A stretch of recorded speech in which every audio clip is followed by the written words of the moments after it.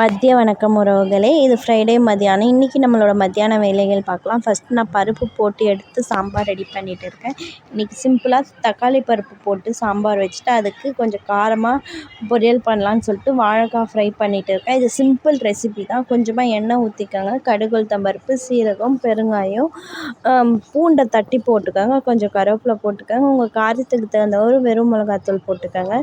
நான் அரை ஸ்பூன் வெறும் மிளகாத்தூள், 1 ஸ்பூன் தனியாத்தூள், உங்கள் தேவையான அளவு உப்பு போட்டு நல்லா இதை ஒரு 1 to 2 மினிட்ஸ் சாட்டே பண்ணிக்கோங்க. நல்லா வதக்கிக்கோங்க. இது வெறும் மிளகாத்தூள், எண்ணெய்.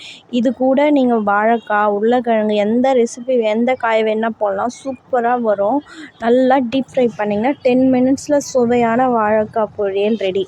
நல்லா டீப் ஃப்ரை பண்ணி சூப்பராக இன்றைக்கி மத்தியானம் லஞ்சுன்னு பார்த்திங்கன்னா நம்ம வீட்டில் சிம்பிள் தான், ஆனால் செம்ம டேஸ்ட்டாக இருக்கும். இன்றைக்கி மத்தியான வேலைகள் இப்படி தான் போச்சு. இன்னொரு மினி விலாகில் பார்க்கலாம்.